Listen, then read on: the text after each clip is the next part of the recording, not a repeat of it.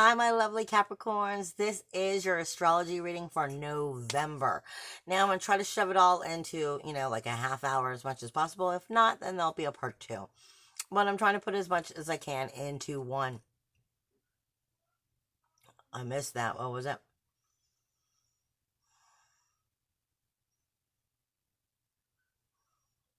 I'm sorry, anytime Spirit intercepts and I'm thrown off by it, I've got to ask them again.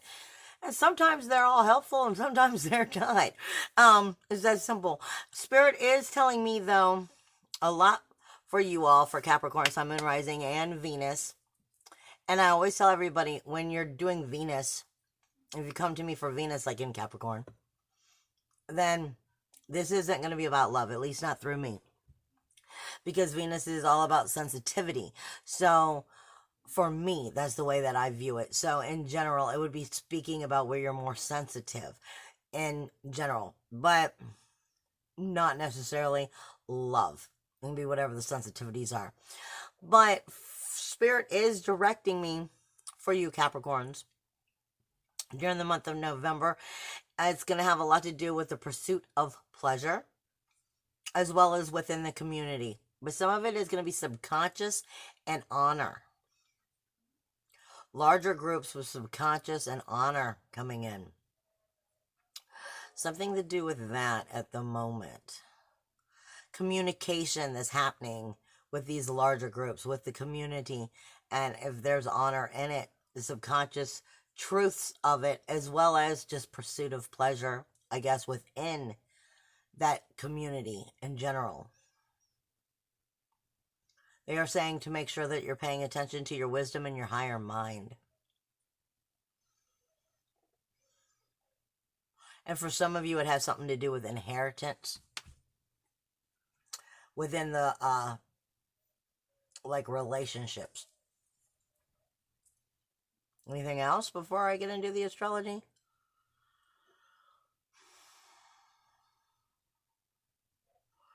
Some also is going to have a lot to do with gossiping, with the gossip, because they're giving me, like growth, like mature above it.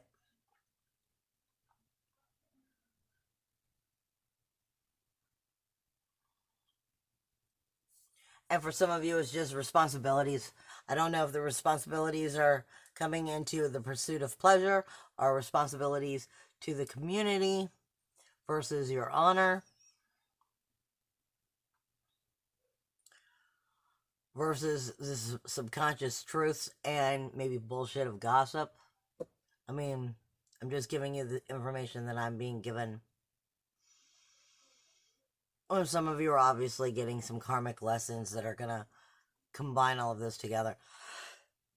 But you're definitely having the higher mind is coming into activation, or it's definitely asking you to be connected with that higher thinking, that higher mind, that higher source self.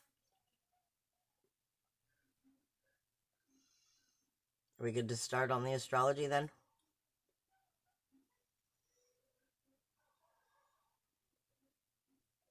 Yeah, I feel like for some of you, it's definitely all third eye activation, or even third eye upshift, or ascension, like into deeper realms or more higher intelligent third eye truths.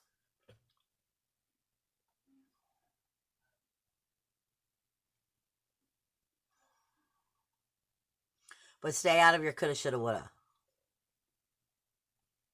Like I could have done this if it had done this. I could have done this. I could have done that. I shoulda. I coulda, shoulda, woulda. Stay out of those. Those are what drives people mad.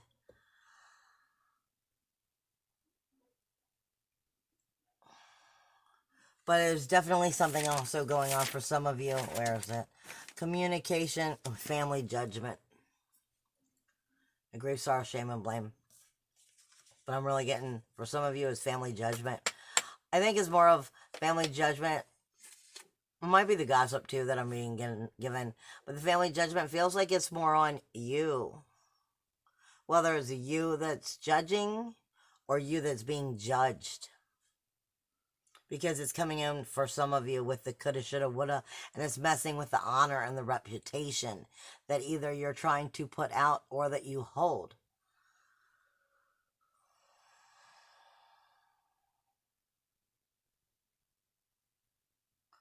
All right, that's pretty much what they have to say so far. Okay, now, as we begin November for the astrology, everybody knows Mercury just went retrograde on Halloween. Now, it's going to be retrograde until the 22nd. No, the 20th. So, for most of the month of November, we're all about Mercury retrograde in Scorpio. And there's going to be 2 new moons. You just had a new moon in October in Scorpio. And we're going to have a second one at the end of the month in Scorpio. So it's not an end of a cycle coming to an end. It's renewing it and strengthening it for another, which automatically is giving us the resurrection in a form. Because for me, that's what a lot of Scorpio has to do with it. I'm being given like skulls that are coming through my head right now, which has to do with, the death of something and the rebirthing of something else, letting it go, finding something new to start. Birth, death, rebirth, letting go of the dead and letting the new begin.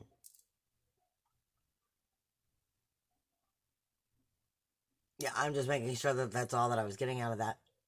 Now, on the 1st, Venus moves into Sagittarius. On the 8th, Pallas moves into Sagittarius.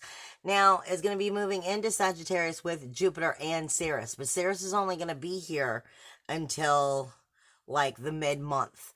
And then it moves into Capricorn. This is highly important for you, Caps. Because Ceres is going to bring a whole new energy to you. Okay, and we'll get there in a few minutes when I get there. On the 4th, Ura or Jura, however you pronounce it correctly, is sacrificing commitment. It is moving into Libra with Haumea and Make. That's the collective consciousness where you are on the level of the lotus flower's growth with collective consciousness of your sacrificing commitment. Normally that's the universal 7th house, but we're going to see where it is for you. On the 12th, you have the full moon. It takes place in Taurus with Uranus and with Vesta, both in this sign. And remember, Uranus is still in retrograde and is going backwards towards Eris, trouble, toil, strife. So Uranus is definitely looking for, how am I not able to get my independence out, my individuality, my uniqueness, my freedoms, my self-worth, my self-value, my self-esteem. And Vesta is the soul fire going, yeah, where are you not doing this?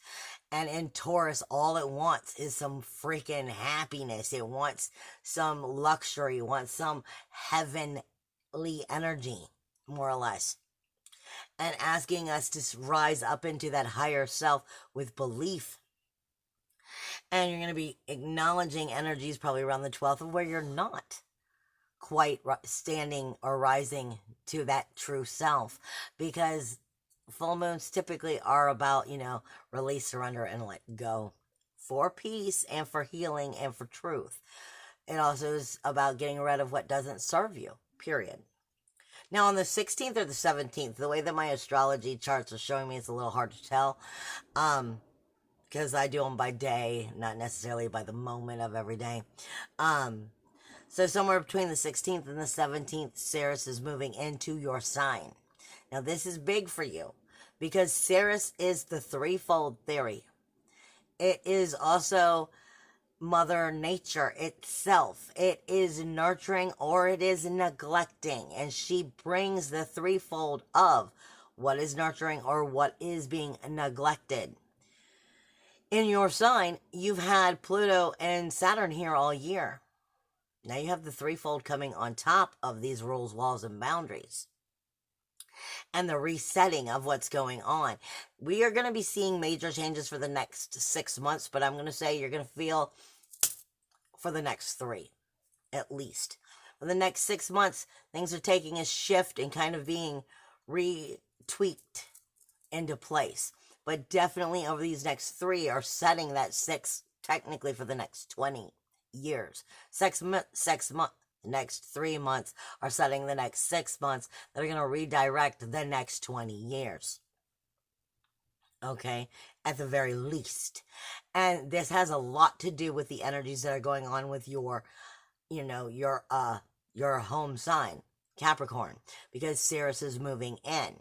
Now, You have Mars moving into Scorpio on the 19th. Mercury is going direct on the 20th. The Sun moves into Capricorn with Pluto, with Saturn, with Ceres on the 22nd. Venus is spending absolutely no time in not in Scorpio. Venus is spending no time in Sagittarius this month. It moves in on the 1st and it moves out on the 25th, because on the 25th it's also entering your sign. So from November, December, and January, you're definitely feeling because you've got so much power coming through your sign at this time, entering and just blowing through it really fast. On top of this, Saturn and Pluto, and then you're gonna have Jupiter move in December. No, the first week of January. So, I mean, you have major powerful changes coming in. They're definitely going to be shifting you about over the next 3 months, especially for you because you're Capricorn. And this is where the energies are all headed and blowing through. But you're going to start feeling it this month in November. Then you have the new moon again, which is taking place in Scorpio, second one. And at the end of the month, the 27th, you have Neptune, which is going direct.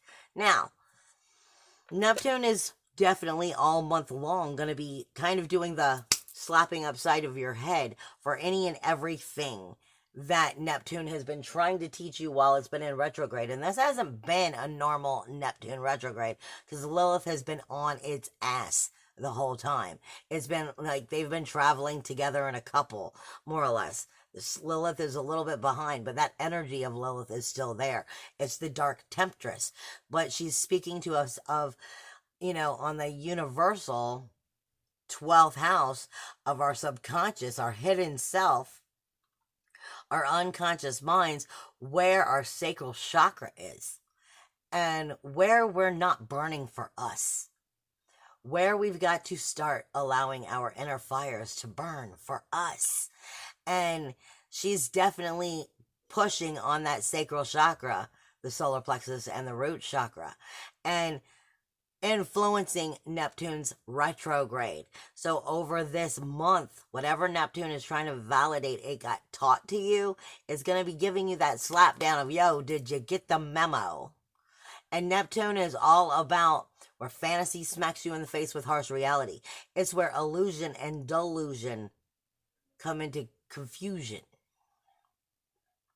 because Neptune has the ability to create magic, but it also has the ability to hold you in nostalgia in something that's not entirely real. So it all depends on how you are building and creating and working with that Neptune energy.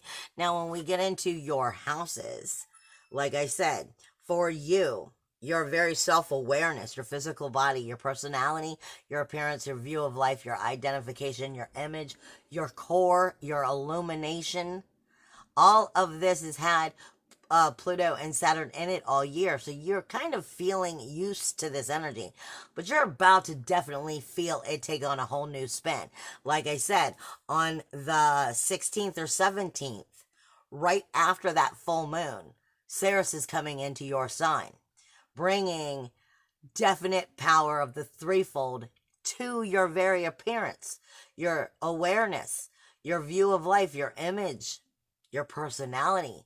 And where have you been nurturing yourself in healthy ways? And where have you been neglecting yourself in unhealthy ways? Because that threefold theory is going to come up and smack you, whether it's a positive smack or a negative smack. That's what Ceres does. She's going to come in and go, these rules, these walls, these boundaries, they're helping me how? They're not helping me how? You're resurrecting yourself, because Pluto is here with it, coming into a whole new resurrection of your soulfulness, of your truth, of your depth, of your authenticity, and where you're maturing and growing. And how are you putting yourself out there? How are you shifting yourself properly with these rules, walls, and boundaries? Ceres is going to come in and go, yep, nope, here's the back history, here's the truth, here's the threefold, and let me smack you with the truth, whether it's good or bad. Okay, because that's what Ceres does. She brings in the knowledge of the nurturing and the knowledge of the neglect with that threefold. and brings it to your attention. Now, you're definitely going to be feeling that come mid-month. Don't forget on the 22nd, the sun, no, on the 25th, Venus is moving in. So as you approach December, you're going to be becoming a whole lot more sensitive. Okay, but I'm giving you that forewarning that this energy is coming in, because Venus is not about love. She's sensitivity for the mind, the body, and the spirit, and how that takes place with your very self-awareness. And you're going to be feeling these energies grow over the month. Now, your second house, you don't have anything going on here, but I feel like you have enough going on in the first house that is carrying over to that second house, because that second house is your self-worth, your self-value, your self-esteem, how you create and spend your money according to how you feel about yourself. And I feel like you're going to have more than enough coming in November and December to kind of put those two houses into one.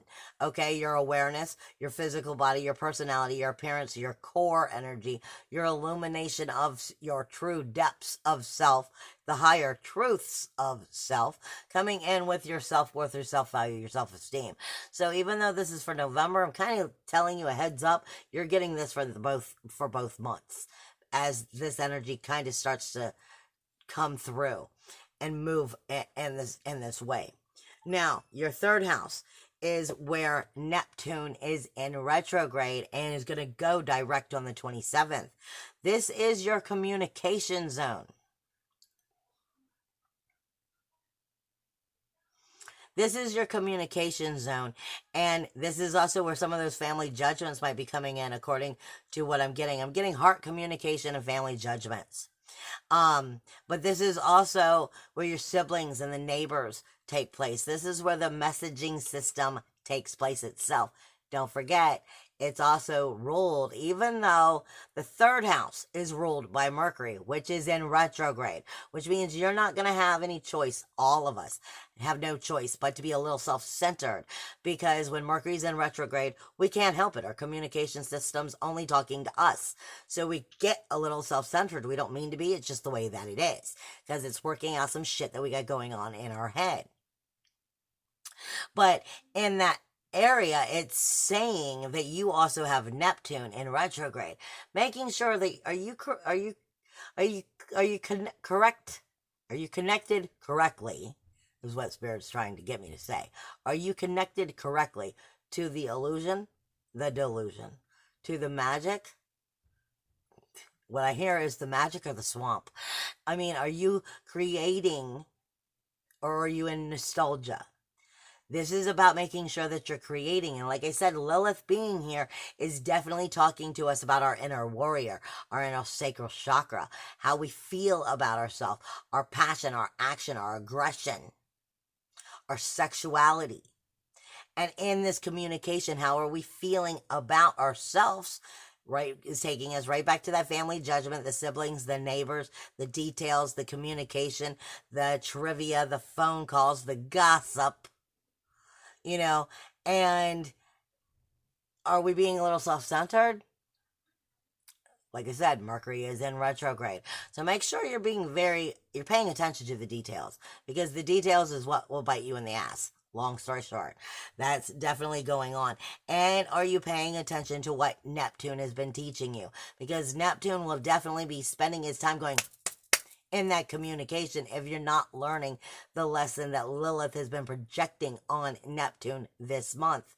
Because on the 27th is when it goes direct, and it only has until the 27th to make sure it got through your head. Now, on your fourth house is where you have Chiron and you have Eris. Chiron's the wounded healer.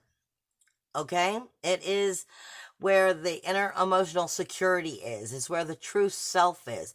It's where the karmic lessons are.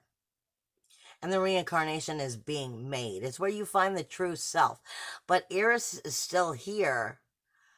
You have Chiron on one side of Aries, and you have Eris on the other. Eris is Medusa. Trouble, toil, strife. Where's the injustice in that home energy? In the roots of who and what you are, and the where you grew up, and the roots of your childlike self, your child truth and truths being able to rise to the surface, the roots that created you to be who and what you are, the true self that brings about that karmic lessons to help you find your inner emotional security. Where is justice not been served in the home of who and what you are, as well as the home? And is going to be digging up trouble, toil, strife, because Chiron on the other side is trying to heal that, so that you have that inner emotional security. You'll be noticing these things throughout the month as it's going on for you. Now, it is getting along well with Venus as it's shifting, but that could also be it bringing its sensitivities of truth up to you from from Scorpio to Sag. It could be bringing, what is this? 1, 2, 3, 4, 5, 6, 7, 8, 9, 10, 11, 12. So it's going from that community, from those large groups, those friends, and all of that, and it's going to be mirroring it into the subconscious of the grief, sorrow, shame, and blame that you've held on to. I do feel very highly elevated. This is definitely a highly elevated time for you to acknowledge some of these truths about yourself that you haven't been able to acknowledge, because it's meant to bring you up to an even higher place. And you have in such places that it's definitely I feel like they're just trying to pick me up by my head, okay? So I feel like it's definitely trying to elevate you, but it's going to be a little sensitive from the heart to the head. And this is reminding you that higher self, the higher truths, the higher realms know the love, know the truth, know the forever infinite you. And you need to bring that love to that, and then be able to connect it as you learn these lessons.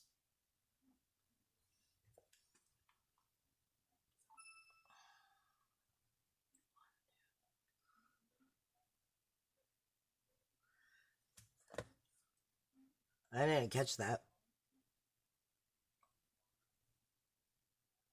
Listening to your higher self. Just definitely be listening to your higher self, and be willing to take the instructions that are given to you, the intuition, the vision, the wisdom that you feel that you are being given. Listen to it, because there's a reason for it. And I'm being given this as I go into the 5th house, which is your pursuit of pleasure, which was what they first started off with. Your 5th house is Taurus. Correct? Is Taurus. Taurus has Uranus here in retrograde, going towards Eris, trouble, toil, strife, trying to figure out where you can't create heaven on earth, because you haven't been able to come into that full independence, individuality, uniqueness, freedom, self-worth, self-value, self-esteem. Where is parts of you just not quite clicking? Because it's still holding on to pieces of the past of trouble, toil, and strife, and the injustice. Where have you not been able to let go of some of that bullshit, and it's kept you from being able to truly find heaven on earth, create heaven on earth, allow your inner child to come out and experience and play? This is all about the pursuit of pleasure. When we're happy, we have more inner emotional security. And they're saying it's very important for you to be happy and to allow that child out, to allow that playfulness out, to understand that where you came from is where you will return. And that's not earth. Okay, that's your soulful energy, and that is something that can't be taken away. So when you bring in that creative expression, the dating, the romance, the teaching, the drama, the hobbies, the gambling, the fun, allow that magic of that to help set you back to yourself, and then bring that inner emotional security forward. Because like I said, you're going to be noticing in that very self-awareness, especially come mid-month, when Ceres moves in, it's going to tweak the way that you're viewing yourself and the way others are viewing you, because it's going to be changing parts of your personality, trying to look at what's being neglected and what's been nurtured. I mean, neglected. Yeah, what part has been nurtured, what part has been neglected. And your very self-worth, self-value, self-esteem, awareness, personality, image, core, illumination. And it's all coming to this pursuit of pleasure and allowing you to enjoy and play and have fun and acknowledge that that has to do with you accepting the independence, individuality, uniqueness, self-worth, self-value, self-esteem, your individuality. And you have every right to be the individual that you are and be expressive with it. Bring that inner child out and enjoy. With that brings back that inner emotional security and strengthens you. And Spirit even said in some of your situations, it will strengthen some of your sibling situations as well. Now, as you get into the 6th house, you have Gemini here. There is nothing here going on at this moment for you. But that's not a bad thing or a good thing. It just means you're in your normal attitude about your everyday daily tasks. Your everyday daily task, your mundane task, your diet, your health, your hygiene. Nothing's really shifting for it or against it. But I would say definitely pay attention to that pursuit of pleasure. If you're connecting with the pursuit of pleasure, everything will be rising from that point, bringing the inner emotional security forward, getting into the depths of self.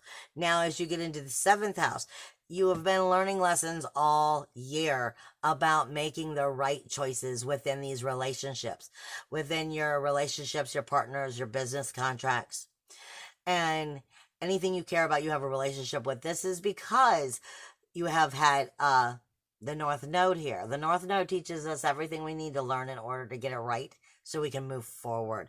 And it is still here. The only thing is, it is somewhat have been fighting you all year because certain relationships have to shift. Certain parts of yourself need to shift because you have the South Node sitting with Saturn most of the year. And the South Node says what you've gotten very good at in your 1st house of Capricorn. Meaning you've gotten very good at thinking you know who you are. But Chiron's going to come in now and start going, this is where you've been thinking wrong.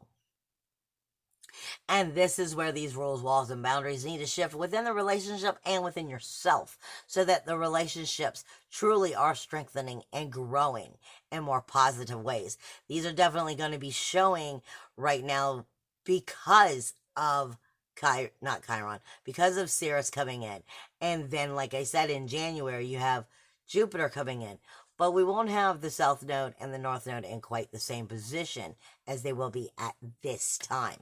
So it's definitely, the South Node is always about what you've gotten good at, but it doesn't necessarily serve you anymore.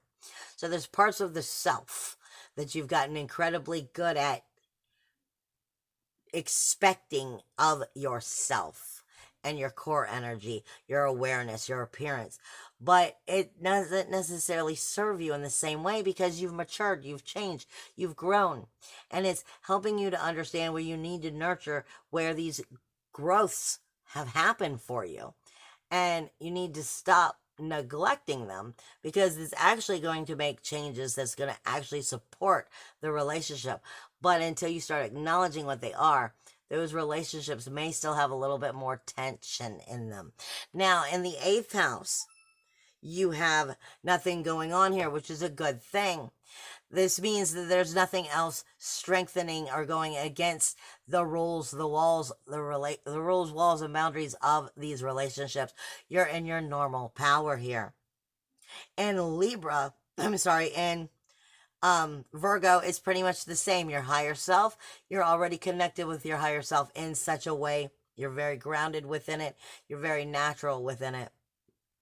There's nothing special going on here outside of it seems like you're getting a growth of self-worth and self-value, self-esteem, and awareness of self, but spiritually, you're still in the same place. Your ethics, your morals, your goals, your urges, your higher mind. It's just asking you to connect with the wisdom that you already know. Now, I am going to come back for the last um 3 houses because I'm going to shut off in just a minute. And I do apologize. I was trying to shove it into one, but I talk too much. So I'll be right back, or you can switch right on over to part 2, which will be your 10th, 11th, and 12th house.